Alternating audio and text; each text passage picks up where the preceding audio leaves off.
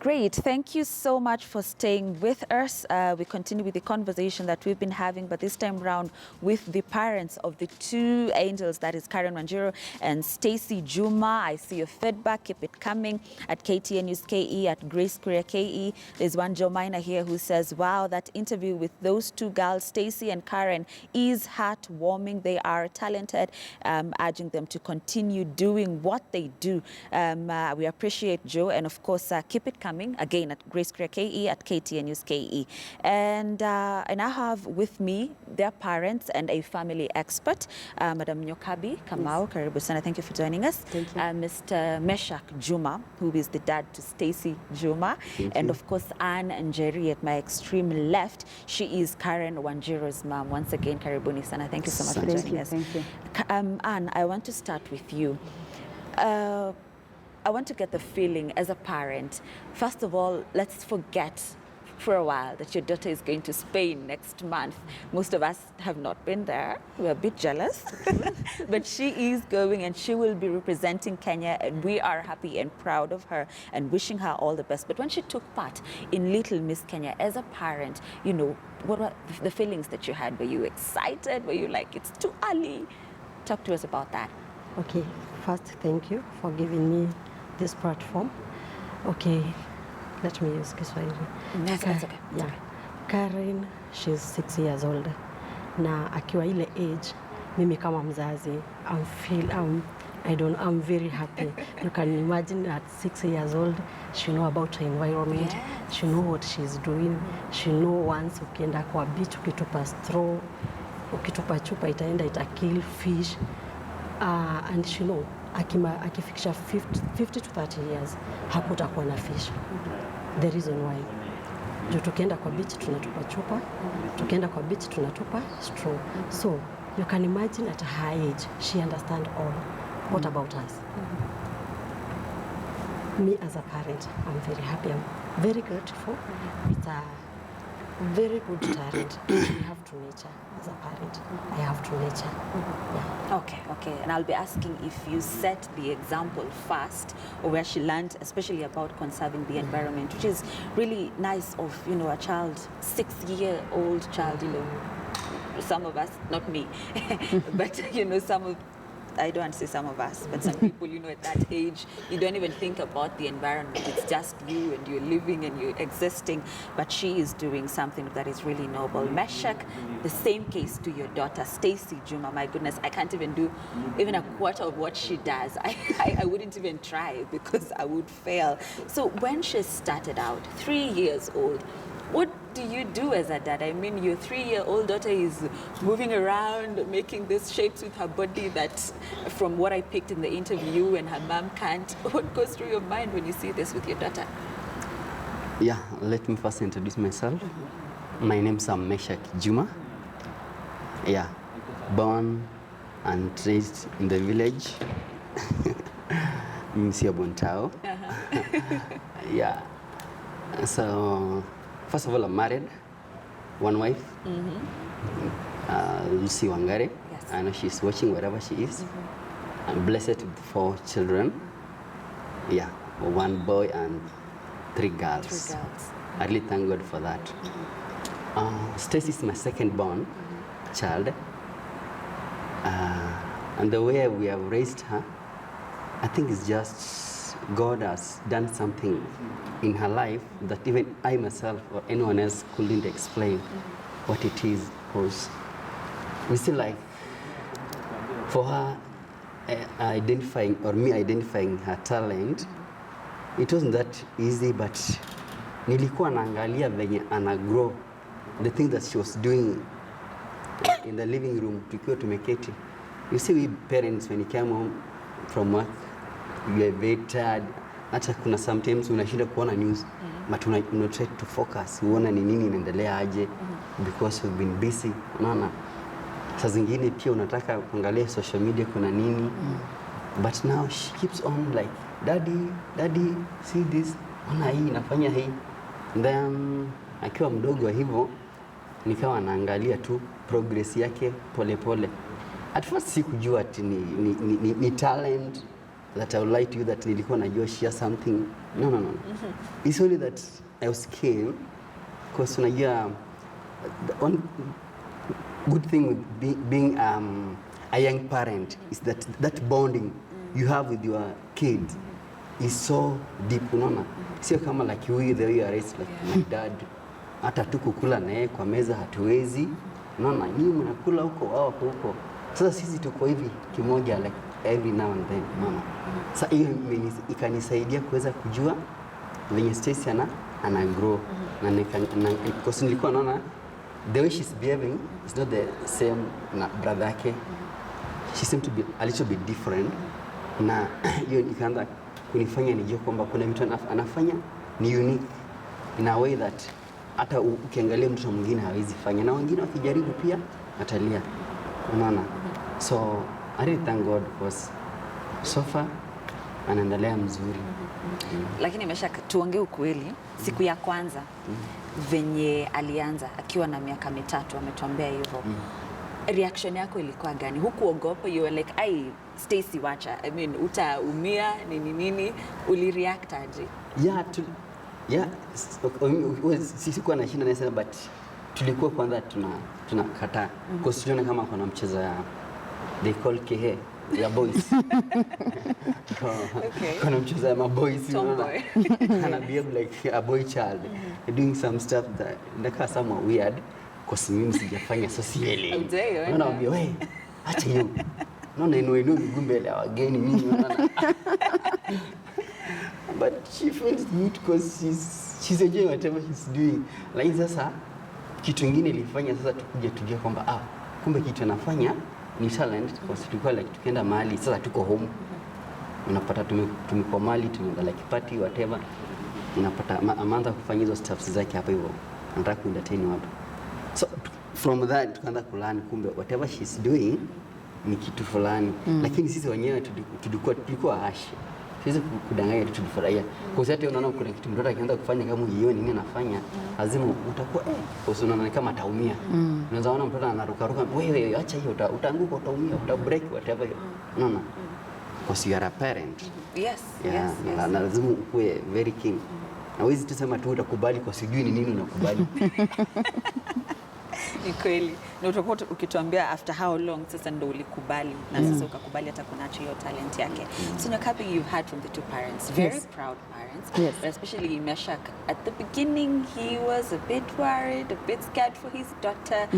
What is your reaction to both their comments? First of all, it's normal to be scared. When you experience something different that you haven't seen before, it's normal to be scared. And in our generation, talent was a by the way. It wasn't something that our parents were encouraging us to engage in.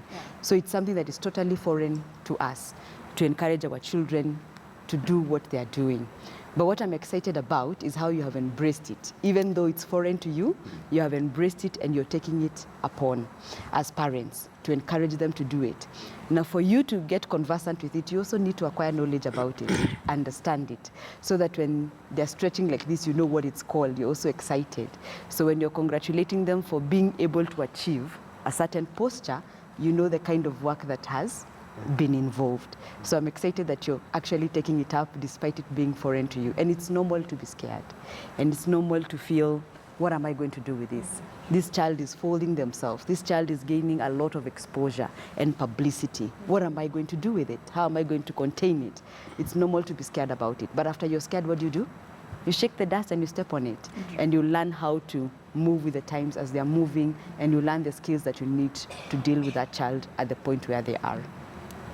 Okay. And did you set the precedence for her, you know, like venye mnaishi kwa nyumba, labda ni wewe ulimfunza kuhusu kuhifadhi mazingira ama ilikuwa vipi?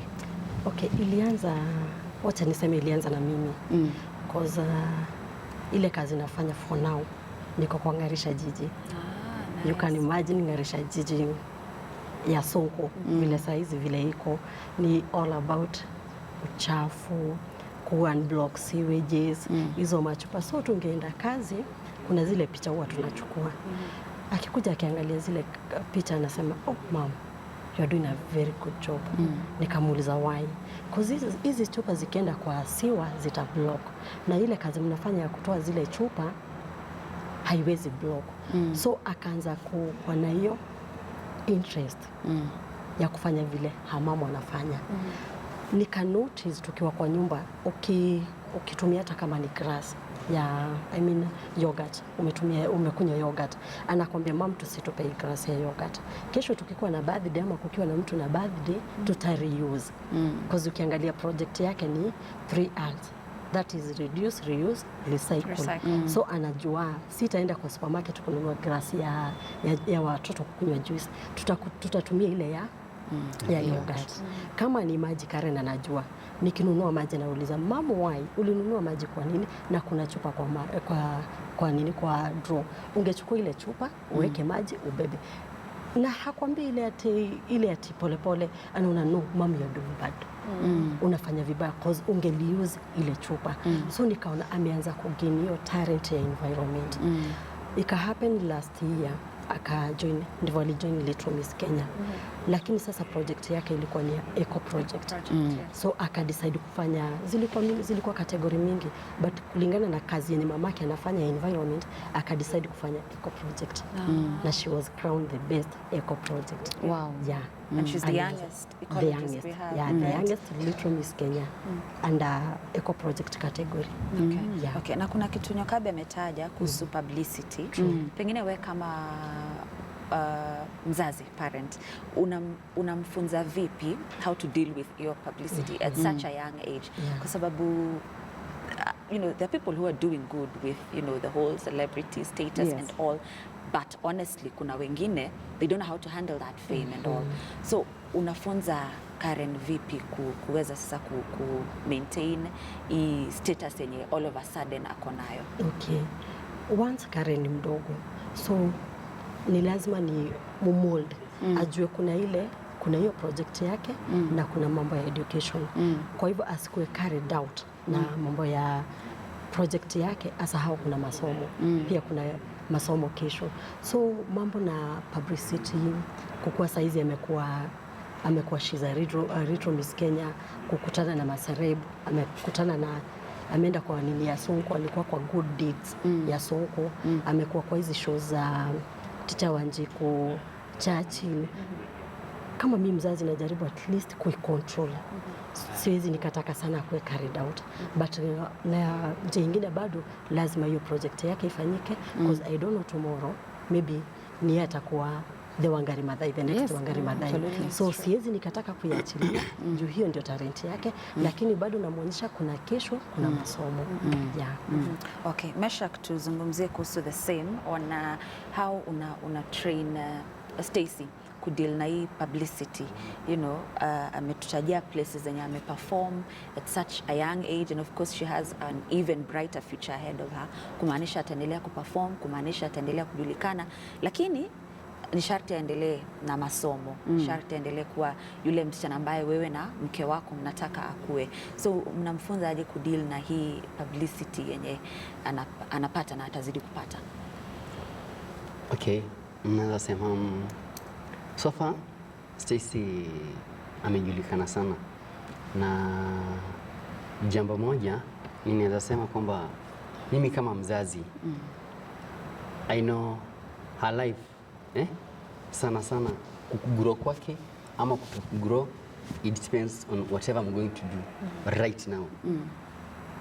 My present or whatever she's doing right now, it will determine her future. Na singelipenda nimwachilia hivyo, even though Stacy is famous, but hata yeye hajui, because like you see kama ni Facebook account, Twitter account or any other account, social media, I'm the one who handled them. Yeye ni kumwambia tu labda swali nisema kusalamia. In fact tunakutananga na watu mtaani, unasikia na this is Stacy, celeb. Siku nyingine hata anauliza, wanasema what is celeb? Naambia unajulikana sana, watu wengi wanakujua. Unaona? So yeye hata ajui. Bila mimi nafanya like kama jioni jana when you guys called me to inform about the interview. Unaona? I just called her mom because nilikuwa at my hustle place. I just call her mom, I informed her, prepare the girl, make sure that she's ready. Tomorrow she has an interview at KTN. Then, sasa yeye ni kuambiwa tu, unaona, si ati yeye ndiye akue au kusema no. We don't do that. Unaona, because she's still young. Alafu unajua sana sisi tunataka kubalance. Anapenda masomo and she's doing very well in class. So yeye anajua program yake, like akitoka shule what she's supposed to do. She know the do's and the don'ts. Unaona, like anajua nikitoka shule I have to have my like meal. After that nifanye hivi na hivi, homework, then some exercise course. Weekdays wanaenda training, then weekends. Unaona, so lazima ni make sure that hakui carried out na mambo na social media sana. I'm the one who handles them at my own time, because I'm also busy doing my other stuff. I'm a breadwinner. Yeah. Okay. Now, Nyokabi, I need us to talk about, the balance. But before we get there, there's an important issue he's raised on social media. Yes. Because especially at this young age, and honestly, exposing them to social media is not prudent. Yes. And there's a case that I don't want to mention, but I guess we can all resonate with it. It's in court currently, so let's not delve into it. But we've seen who should manage the social media of this, the social media accounts of these children. Should they have managers? Is it their parents? And if it's a manager, then how do we ensure this situation does not end up like what we are seeing now with, if I could mention her, like Wendy, and then the whole, her manager Joe and all that he did. I don't want to talk about it. It's in court. But how do we ensure it doesn't end up to that? To that level. First of all, as parents, we have to accept that social media is part of this child's life, because the growth of the talent is part of that exposure. The exposure is what giving them a platform to be able to grow and to develop in that industry that they are in. So social media is part and parcel of this. Now what is going to happen is that you as a parent, you have to introduce to the child why they are on social media, first of all, the pros and the cons of being on social media. And also there's something that is called social media etiquette. They need to learn what they can expose and what they cannot expose. We're in a generation where everything is on social media. So as a parent, it is your responsibility to ensure that the social media is not a platform to destroy your child, but it is a platform to grow what they are doing. It is a platform to give them a place to showcase and to even encourage other children to take part in showing their talent. So as a parent, you have to be very careful by how those accounts are managed. I'm on social media and I'm a grown-up, and there are some things I see and I'm thinking, guy, you sent that to me, and I'm thinking, wow, this is another level. So as a parent, you have to be on your toes. You have to be constantly on your toes, following up, and it's good to tell your daughter you are on social media because you're doing 1, 2, 3, and as a result, your social media account is to do this and that. Inform the child, allow them to participate, so that as they grow older, they see how you're posting, they follow your footsteps. They understand why you can't post this, why you can't say this, why you can't carry yourself. To him, that much is given, much is expected. So you also need to tell them, because you have a talent and because you're out there, people are watching you. They are looking at you. They want to see what you're doing. So they can give you positive or negative outlook on how you carry yourself. So it's good to involve them and tell them being in the public eye means that your life is no longer private. And the things that you do, people will always, they are looking out to pick out on what you're doing. So you need to manage not just the social media as in Twitter, Facebook, but also the character of the child. And it's built and nurtured as you go along by involving them in the process of putting them on Facebook. Let her know, Stacey, you have an account on Facebook. The purpose of this account is to encourage other children, is to show the world what you're doing so that you can gain platforms and grow towards something. So let them know, and this is how you manage it. You see, when you display this, you get these likes. When you display this, you get this kind of comments. You attract both positive and negative outcomes. So how do you handle them? And how do you carry yourself in such a way it doesn't make you a drug addict? You can get too much publicity. You can't breathe. You choke in that publicity. How do you handle it? So you build a character as the publicity is coming, and they will be able to withstand the storm that comes with exposure. Yes. Okay, let's talk about the balance. Yes. let me start with you, Anne, and how you ensure that Karen balances these two, because she's talented, clearly we can say that, but education matters too, and she'll be going to Spain next month. True. How will you ensure she doesn't miss out on what, you know, her fellow pupils will be learning that month that she will be around? Okay, yeah. Vile tu nimesema, it's a talent, we have to nurture. Yes. Pande ingine kuna education, so we have to balance both. Na it's an opportunity, na tuwezi tukaitupa. Lakini anaenda Spain for 1 week. So na mambo na education, Karen, she's good. She's number 1 in her class. Na mambo na environment, she's good. Niye huwa anaridi watoto wengine kwa shule. By the way, she have a project in her school. Mambo na environment, mambo She's in na... grade 1? Yeah, grade 1. Yeah, she have her project in her school. So akona zile bins saizi anawafundisha how to separate papers, peelings, fruits na chupa. That is plastic bottles, plastic bags. Akona hiyo project na ana wish, na that's why aliingia kwa hiyo project. Anawishi vile hii project yake inaweza kuwa enrolled hata kwa shule zingine. You know, maybe they don't know. Yes. Na maybe anaweza invitewa mahali naende awafundishe. Ukiangalia picha zake, interview zake, amekuwa akifundisha mpaka watoto shule. So mambo na education, Karen ako sawa. Na kama ni weekdays, hakuna mambo na modeling, hakuna mambo na kitu yoyote. Kama ni training zao, vile tu my friend amesema hapa, training zao wao huenda every Saturday. So Saturday hakuna kitu anafanya, hayuko shule, anaenda training zake. Kama ni Monday to Friday, mambo na education, hapa hata hakuna excuse. Whether kuna kitu yote anafaa kufanya, lazima kwanza afanye mambo na shule. So hiyo wiki moja, we have to sacrifice, but we hope Karen, she's doing very good job. Yeah. Najua wewe Meshak, how do you ensure, you know, Stacy anaweza kubalance, kwa sababu ametuambia you practice after shule na labda weekends, but atabalance aje, because tena hatutaki as she nurtures, you know, the talent and as you help her do that, hatutaki pia huu upande mwingine uumie, upande wa masomo.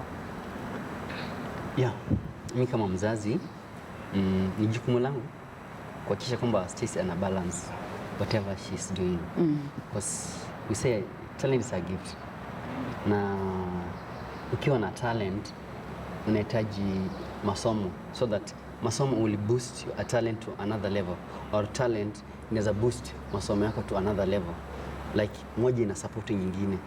Ukiwa na moja peke yake easy kukupeleka to the level that you want to reach. Unaona? You see, so Stacy, me make sure that akitoka shule hawa ni watu wa CBC, mostly they include us, we as a parent. Yes. Unaona? So ila assignment amepatiwa, si make sure that amefanya. Unaona? Pia akishamaliza ndivyo anaruhusiwa kufanya sasa nini talent yake, because like akienda mazoezi huwa aendi daily, like DCK weekday anaenda on Wednesday, because she has evening class ya ballet, and she does it on Wednesdays. Then on Saturday, like full day, kama tukitoka hapa hivi, we're heading direct to Lavington for her classes, the Saturdays. So other days of the week ni class, akirudi nyumbani masomo, then after she has done with all whatever the homework and nini, anafanya sasa some exercise ya gymnastics. Yeah, that's how, just make sure that afanyi moja sana, because you see, because she's good at class as well, na akiconcentrate kwa class sana pia atasahau na talent, because hata huko si ati yako na tatizo huko na huko kwingine pia kwa sawa. Sasa ni wewe ujue kwamba ana balance, because ukimruhusu aenda one side ako best either. Nyokabi, yes. I'll need to get your closing remarks in just a few, because we need to wrap up.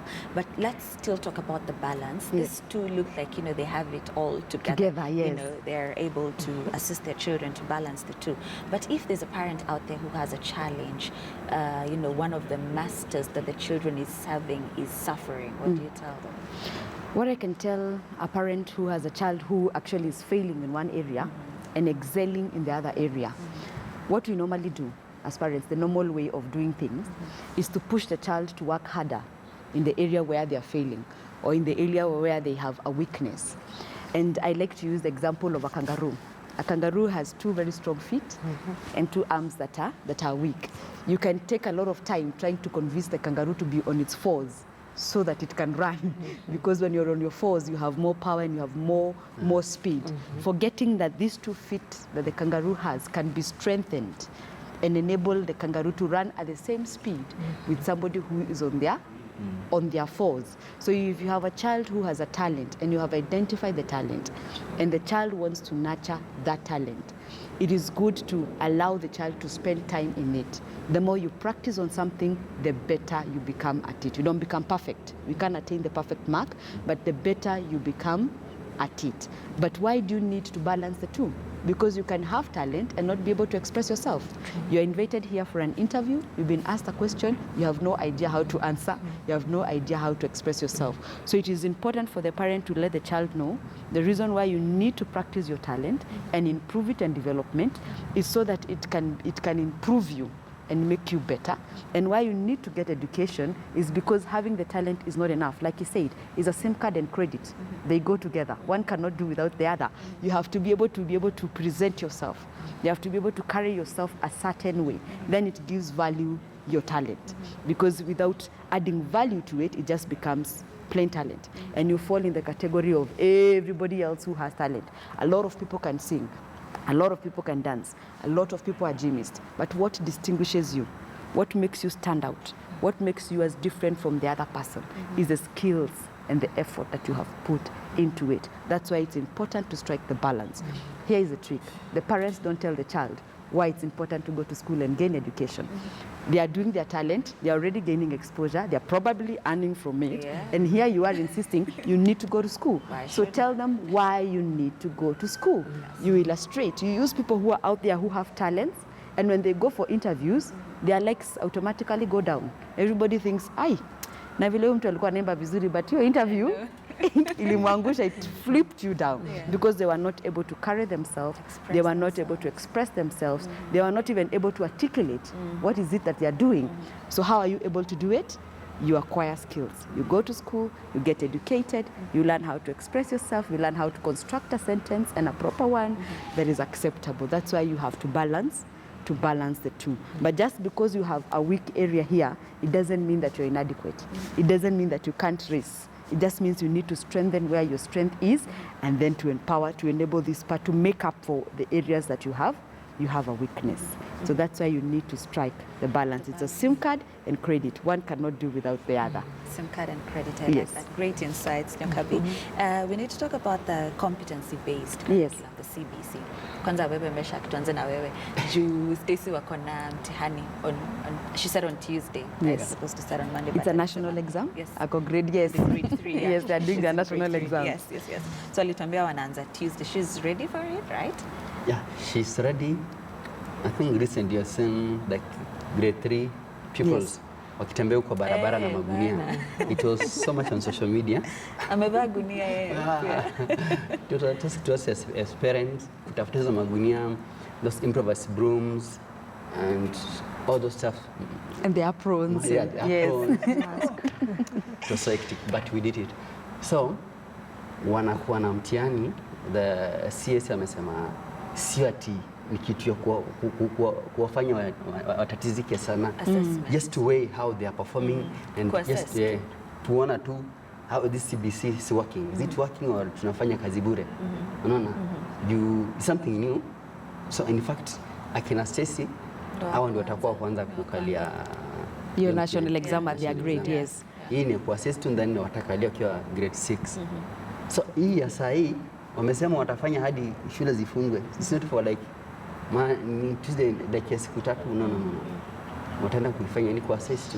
But sasa hakuna haja mtoto kuwa na wasiwasi ama kama TCG cheating, no such kind of stuff. Because they just want to see wewe tukikufunza kufagia ama kubrush, unaelewa what are you supposed to do first. It's like unafaa kufanya nini kwanza? Unaanza na toothpaste ama what, unaona?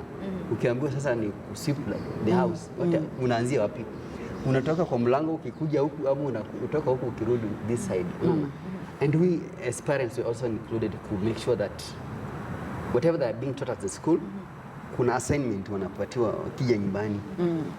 So unajua tunashirikiana, sio kama ile nyingine ati unasukuma tu mtoto na mwachia mwalimu, ni kazi ya mwalimu. No. Wewe kama mzazi una participate. Unaona? Ile kazi amepatiwa shule akija nyumbani. Unaona?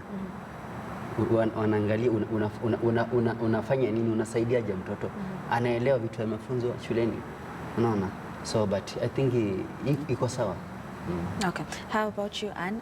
Bado Karen hajafika, kufanya exam ako grade 1, but are you seeing any change in with this new curriculum compared to the old 844 system that we had? Okay, nikiongea kama mambo ya Karen, vile usema yeye anataka kuwa doctor. Yeah, she want to become a doctor. Yeah. Wow.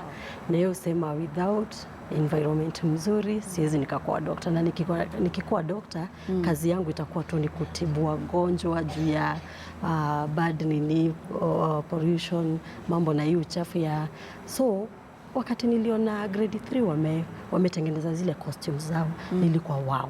Yes. Juu kwanza kwa hii ni ya Ritual Miss Kenya wanakuanga na category ya creativity. Yes. So ile niliona ni creativity, na hao watoto vile wameanza kufundishwa, si uongoje mzazi ya kufanyia kila kitu.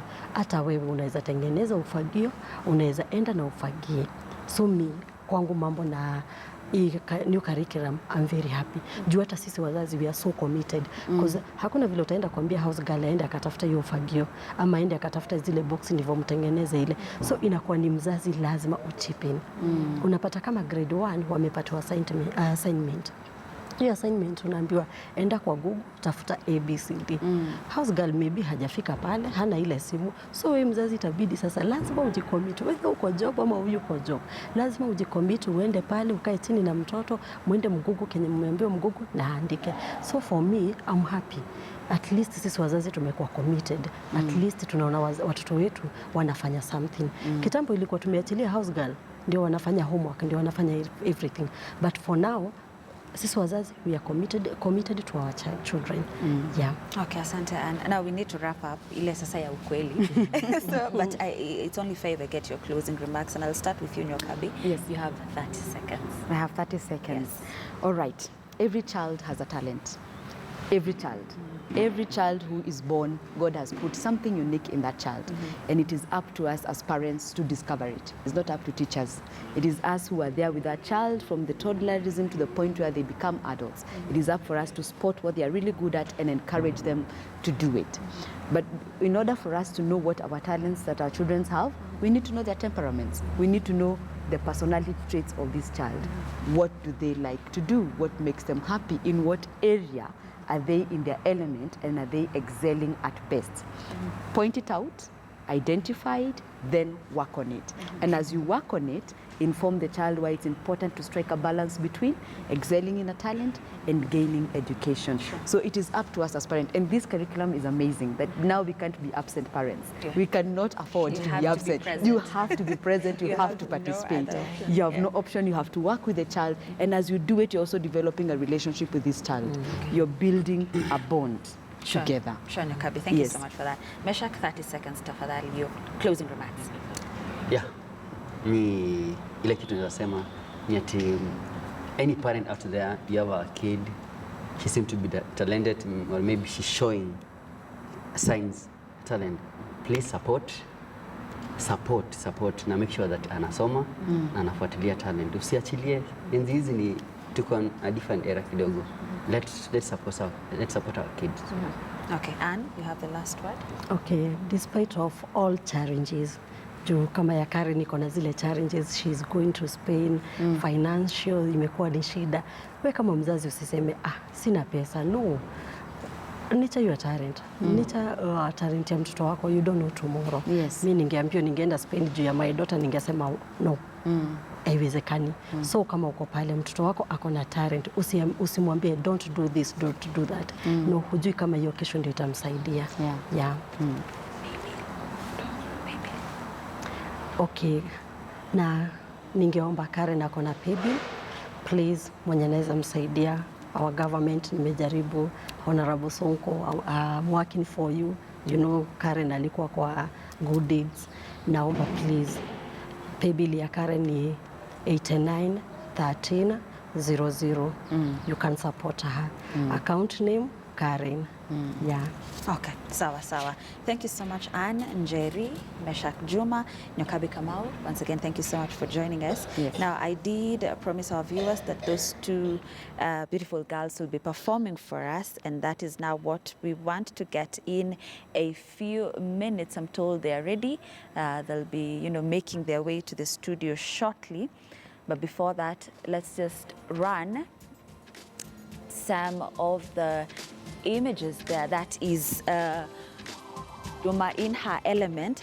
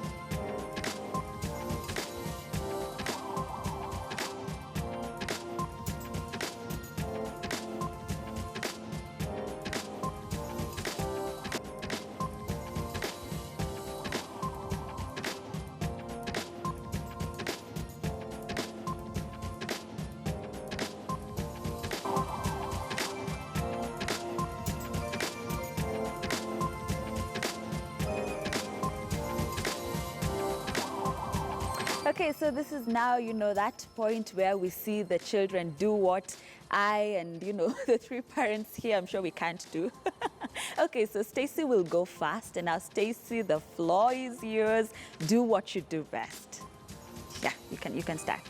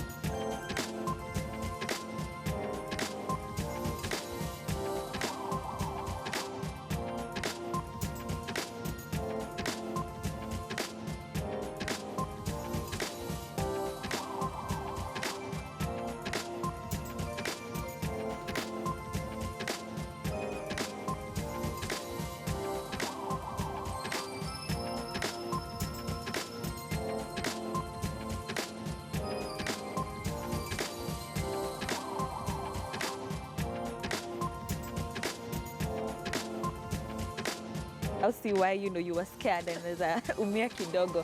Great, Karen, the runway is yours. Yeah, proceed. Yes, proceed, Karen.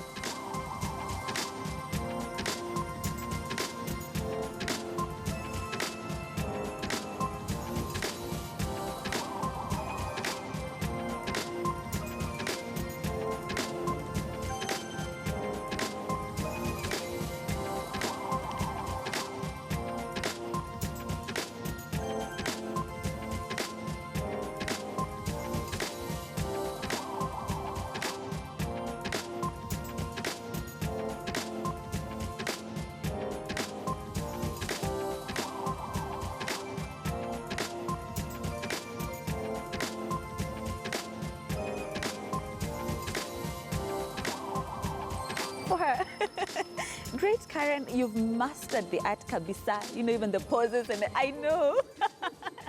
Let's do it and wow, I love that. Okay, so Stacy, uko sure haumi mahali? Eh? Uko sawa kabisa? Hakuna place naumia? Cha ukweli? Eh.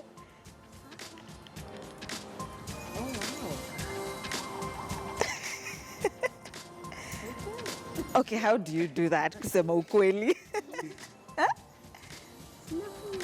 Utanifunza? Si ulisema unafunza watoto wengine ama mimi ni mkubwa sana? Akija niambia vizuri. Nitaumia. Okay. Karen, once again, we wish you the very best. Just, you know, the confidence and everything. Tuambie kitu before you leave us. Looking forward to go to Spain? Yes. And we wish you all the best, right? Thanks. Okay, best wishes from Mommy? Yeah. Sorry? Oh, okay, you have the mic on. Sorry about that. Best wishes to her. Okay. I wish you all the best, and you're going to present our country, Kenya. Great. Yeah. Meshach, encourage your daughter. Tell her something. Yeah, Ceci, my daughter, me as your parent, I really love you and I'm going to support you fully. Just make sure that you work hard in whatever you're doing, balance masomo na talent. Yeah? That's your gift. Hakuna mtu anakupokonya. You'll have it till your life ishe. So usikuwe na mbio, mambo ni pole pole. Sawa. And maybe for anyone 10 seconds. yeah, mtu yote anataka kusupport Stacy, anaweza kumsupport, manake the biggest challenge you have is finance. You know, I'm a hustler. So yeah, that's the biggest challenge. Okay. Yeah. Sawa. Once again, thank you so much to all of you for joining us today. So this is where we end the conversation. Lots of feedback. Let me just read it. Ndo msikize venye watu wanawaambia. Winnie Muthea anawaambia, allow talent to lead you to greater levels and dine with kings. Never tire children. She's telling the two of you. Na kuna ingine hapa, I hope I get it because we don't have time. Stacy Melly says, great people start young. You two are really great. The last one, allow me, Matheka, Stacy again says, this is amazing, right? Okay, so endeleeni hivyo, we got you, we vouch for you. As I told you, your parents are